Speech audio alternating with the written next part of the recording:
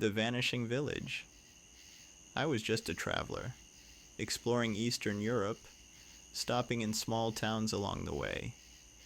This one wasn't a tourist hotspot, just a quiet village with old stone houses and a still lake. "Is there anything interesting to see around here?" I asked at the hotel reception. A young man behind the desk smirked. "If you go past the forest, there's an old village."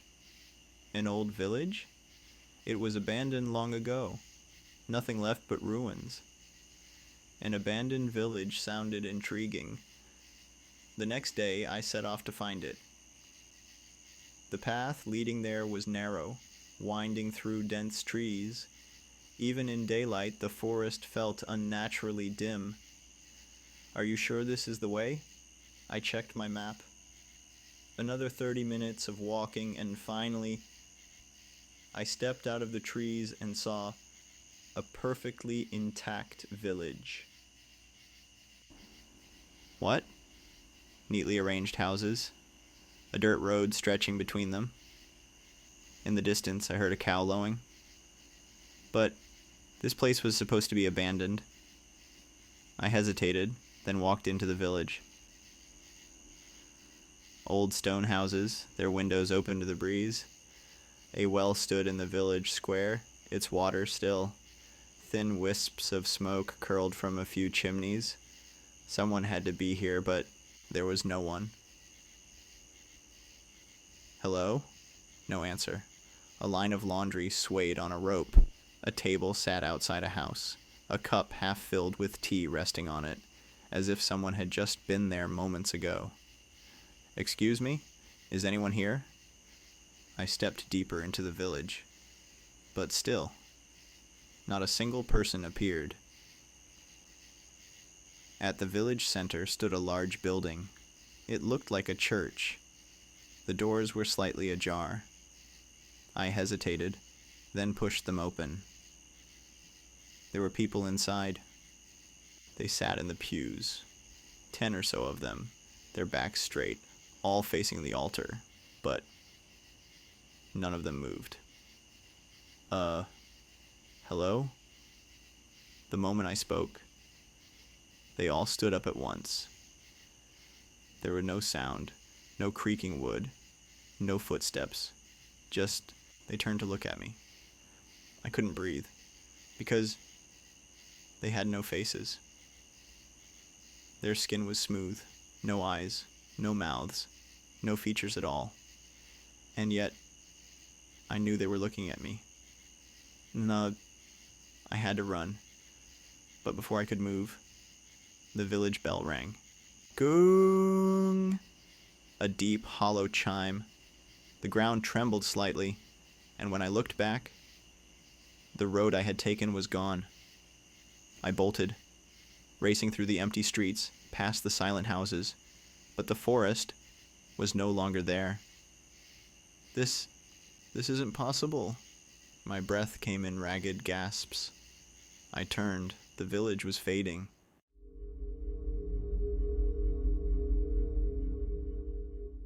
The train that passes. I was traveling through Thailand. After a long bus ride from Bangkok, I arrived in a small town deep in the countryside. I wandered through the markets, tried local food, and visited temples.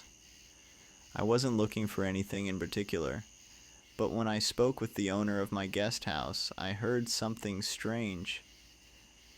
"There's a road in this town where a train still passes." "A train track?" "No, the tracks were removed years ago, but people still see the train." The road wasn't on any map. Just a stretch of unpaved red dirt leading into the forest. I followed it as the sun began to set. There was no wind, no birds, just the distant sound of metal scraping against metal. "No way." I kept walking. The dirt beneath my feet became firmer, and then I saw wooden planks buried in the ground. Old, decayed, they looked like remnants of railway ties. And ahead, a railroad crossing appeared. A broken, rotting wooden gate. The barriers were collapsed. The signs were rusted. It looked untouched for decades.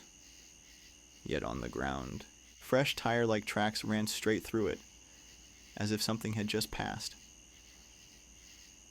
Impossible. I hesitated.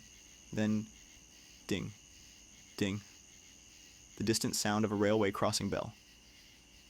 There's no track here. I turned around. Nothing but an empty dirt road. It had to be in my head. I took another step forward, and then a gust of wind hit me like a wall. A deep roar filled the air. The sound of metal. The sound of something massive, rushing forward. I jumped back, and saw it. A train passed right in front of me. It was real, but there were no tracks. The train moved as if gliding on invisible rails. Yet the worst part, there were no passengers. Inside the windows, shadows shifted and writhed. And then I realized the train was stopping. A shriek of brakes, a low hum as it slowed down, like it was waiting for me. I backed away. I had to run. But then something stood behind me. A voice close to my ear. "Are you getting on?" I froze. I couldn't turn around. I knew someone was there, but it wasn't human. The train came to a complete stop. The doors slid open. Inside was nothing. Just endless blackness. Not an empty train car. Just void. Something inside was watching me. The next morning I told the guest house owner about it. He only shook his head. There's no road like that here. But I saw there was a railway there, long ago. A chill ran down my spine. That from my window, I heard it again. Ding, ding.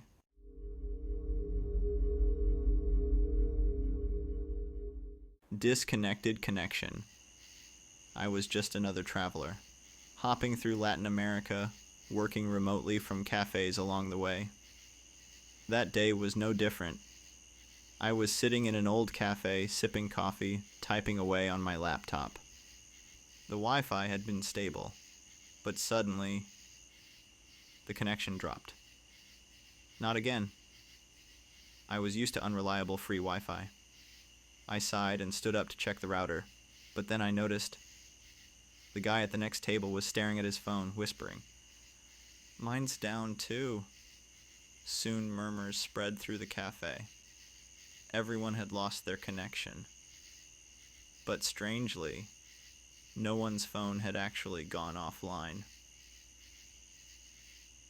Disconnected connection. I was just another traveler, hopping through Latin America, working remotely from cafes along the way. That day was no different.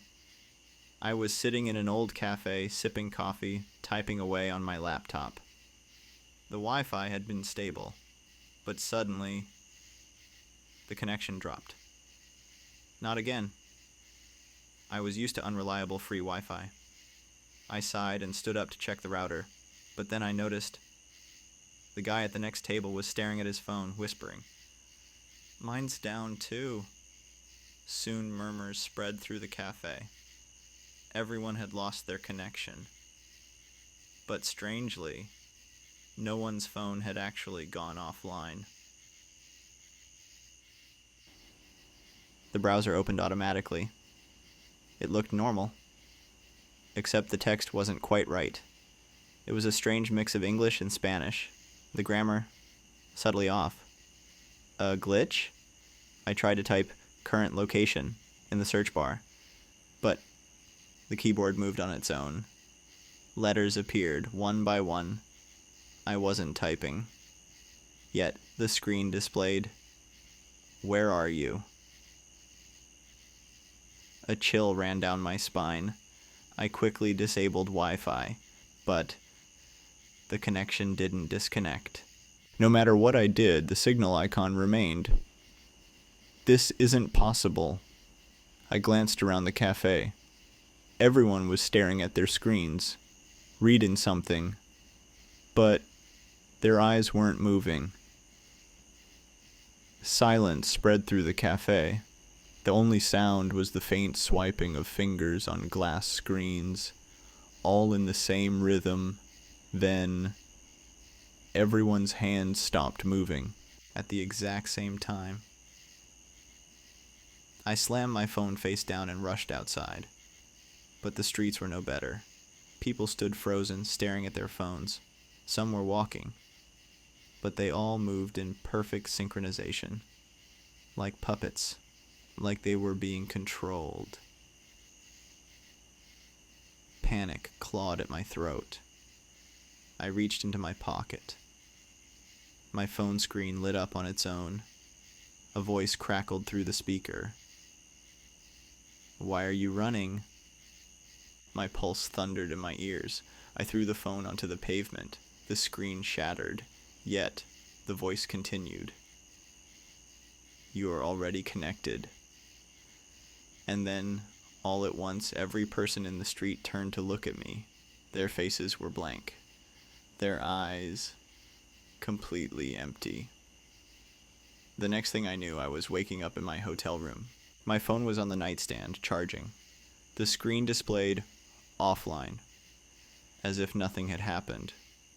But, even though Wi-Fi was disabled, the connection still said online.